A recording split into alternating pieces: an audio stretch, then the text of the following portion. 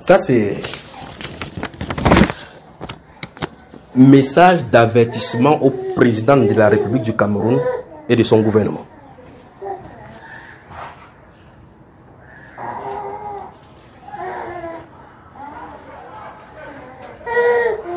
Lorsque ce message sera dit et que je m'en serai séparé, le gouvernement de la République du Cameroun est responsable puisque c'est enregistré et posté.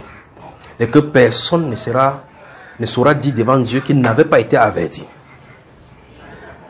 Vous avez moi, hein? Ok. Après avoir donné le message, je vais aller dans la Bible, on va lire seulement quelques passages et puis je vais vous dire ce qu'il en est, d'accord? Encore une fois de plus, écoutez bien. Message d'avertissement au président de la République du Cameroun et son gouvernement. Vous savez, il y a des niveaux d'iniquité. Il y a des niveaux d'iniquité qu'il ne faut pas tolérer. Le modernisme, vous allez me suivre, le modernisme a fait de telles enseignes que on considère n'importe quoi avec légèreté. Je vais vous expliquer quelque chose. Si vous lisez le livre de 1 Samuel, toute votre attention maintenant, merci Père. Si vous lisez le livre de 1 Samuel, chapitre 1, vous connaissez l'histoire de Anne. Chapitre 2, vous connaissez l'histoire de l'exaltation de Anne, n'est-ce pas? Chapitre 3, vous allez voir qu'il y a un monsieur qu'on appelle le sacrificateur Élie. Vous connaissez Élie, n'est-ce pas? Il avait ses fils. La Bible déclare que vous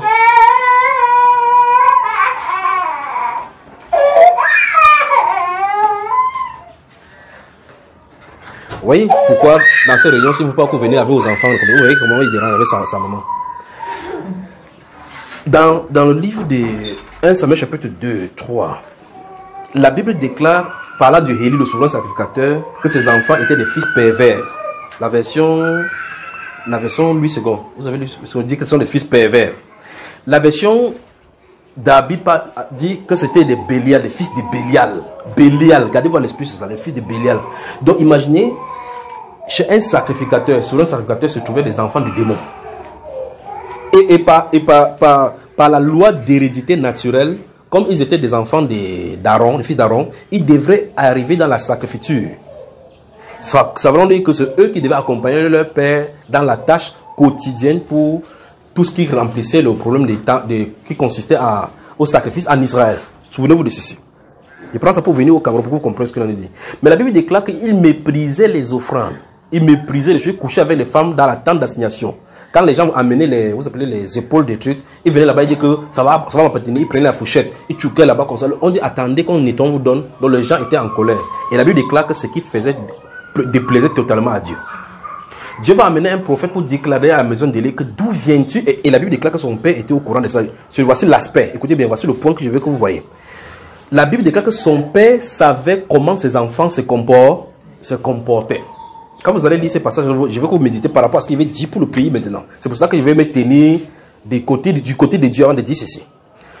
Alors la Bible déclare que le sacrificateur Élie savait ce qui arrivait. C'est-à-dire comment ses enfants se comportaient. Parce qu'il avait le feedback, le news. Et on lui donnait les échos de ce qui se passait. Mais là, il vient dire à ses enfants que mes enfants, ce que j'entends dire de vous là n'est pas bien. Hein? La loi de Dieu voudrait que Élie, le sacrificateur, amène ses enfants dehors les lapides. Pour qu'il enlève l'opprobre du milieu d'Israël. C'est ce qu'il devait faire pour être indemne devant le Seigneur. Il devait les amener comme ça là. Tout Israël prend le caillou, on lance sur eux, on les tue. Parce qu'ils ont bravé le Dieu d'Israël. Vous comprenez ça? Hein?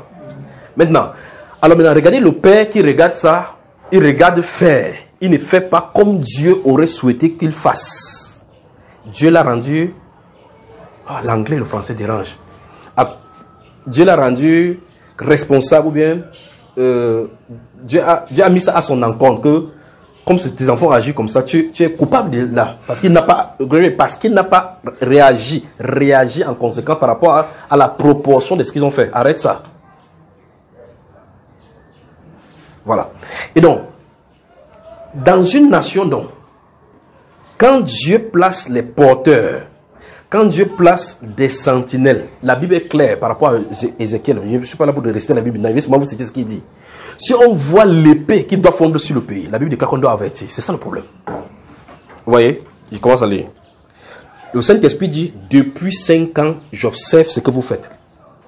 Voici la voix. Depuis 5 ans, j'observe ce que vous faites. Donc, vous m'avez décliné de quoi il est question. Une fois de plus, message d'avertissement au président de la République du Cameroun. Ce n'est pas pour tous les présidents. Et son gouvernement. Depuis 5 ans, je cite le Saint-Esprit. Depuis 5 ans, j'observe ce que vous faites. Depuis 5 ans. Vous pouvez prendre maintenant de cette année. Nous sommes le 5. C'est le 5 aujourd'hui. C'est ça, le 5 juin. 5 juin 2021. Vous pouvez rendre 5 ans en arrière. Depuis 5 ans, j'observe ce que vous faites. Vous y êtes? Donc, je disais donc qu'il y a des niveaux d'inéquité. Que lorsqu'on arrive quelque part, quand vous voyez dans votre Bible, vous voyez que, comme Dieu dit à Abraham, que l'iniquité des amoureux n'est pas encore à son comble. Ça veut dire qu'il va frapper. Mais il y a quelque chose qu'ils vont faire qui sera irrémédiable. Le Cameroun est sur le point de faire ça. Or, nous sommes en train de travailler depuis des années pour que le temps de restauration vienne sur ces pays. Et des gens sont dans l'ombre en train de faire quelque chose depuis près de 5 ans. Cette abomination ne doit pas être placée dans votre pays, dit le Saint-Esprit.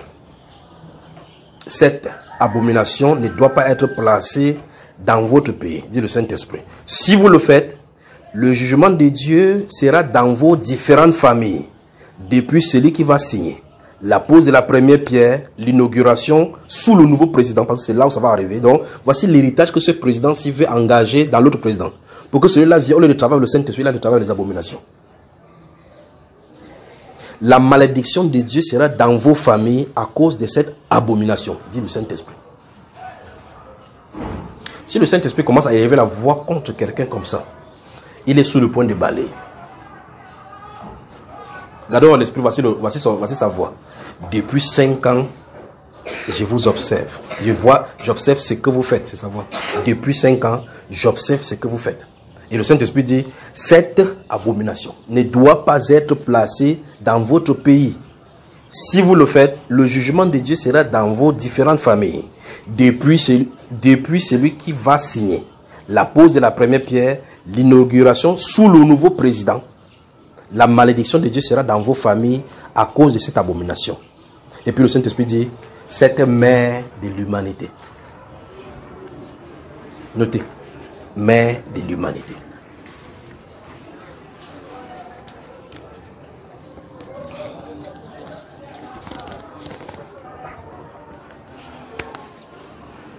Donc vous voyez qu'en réalité, comme il est le chef du pays, il est le donneur d'ordre et l'exécuteur de tout. Ce sont des instructions. Sinon, les 13 autres instructions, ces choses vont se dérouler. Mais il y a des puissances. Il y a des puissances, des forces étrangères, tant physiques, c'est-à-dire des êtres humains, que spirituels, qui sont en train de pousser cela. Et le Saint-Esprit dit, cette abomination ne doit pas être placée au pays. Monsieur le Président, ne permettez pas cela dans notre pays. Le Cameroun sera prospère. On n'a pas besoin de cela. Mais un monument au Seigneur sera érigé au Cameroun, mais au temps marqué dont a parlé le prophète Isaïe. Il y a un monument qui est censé être fait au Cameroun. C'est écrit dans votre Bible dans Isaïe. Ça doit être fait ici, érigé au Seigneur. Mais le moment est en train d'approcher. Comme ça est en train d'approcher, le diable se lève pour qu'on mette un monument en Afrique, le plus grand monument de l'Afrique, placé plutôt au Cameroun. Une femme, la mère de l'humanité. Vous voyez Isis. Vous demandez c'est combien? On dit 100 milliards. Allez mettre ça où? Dans une zone. Il n'y a pas d'hôpitaux. Il n'y a pas de routes. On peut faire...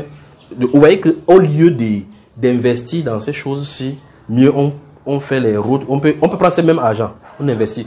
Quel est le but des gens de rester derrière où on dit que c'est le bail de fonds? Les gens que non. Faites ça depuis 5 ans. Ça traîne. Mais Dieu a envie d'observer pour voir ce qu'ils vont faire. Les tractations qui se passent dans les bureaux depuis 5 ans, la lenteur qui n'est pas, ce n'est pas normal. Vous voyez, on a de pousser que élever cela, parce que ça sera gigantesque. Pour faire quoi?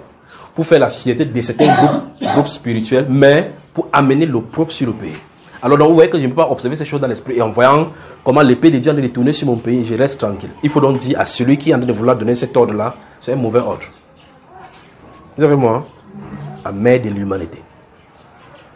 Qui est la mère de l'humanité? Qui peut faire cela? On va voir cela avec le verset biblique. Donc voilà le message d'avertissement du Seigneur Jésus au président de la République et son gouvernement. Dieu dit qu'il y a une malédiction qui plane sur eux et leur famille.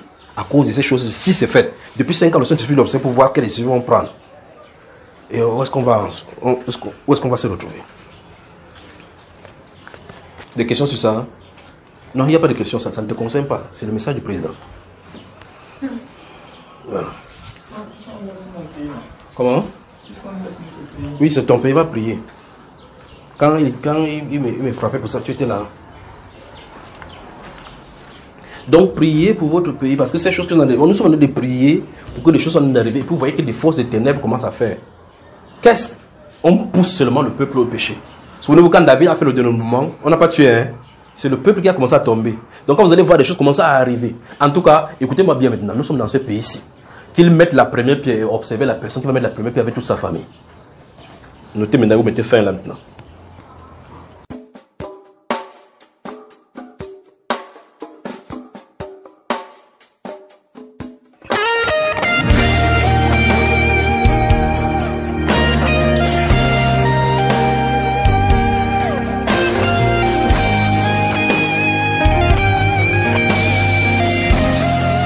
Cette chanson est ma prière pour mon pays, ma vision pour ma patrie. C'est mon état d'âme et mon cri. Dieu, écoute-moi, je te prie. Que ta gloire vienne sur ce pays. Quelle que soit la durée de la nuit. Le matin, la lumière luit. Car les ténèbres ne règneront pas toujours le jour. Brille, lève-toi Cameroun. Rayonne de tous tes feux. Envole-toi Cameroun. Vol, divin potier mou. Nous sommes malades de tant de maux. Contre l'ennemi garde. Éternel Dieu, sauve la nation. Sauve-nous Seigneur, pour l'amour de notre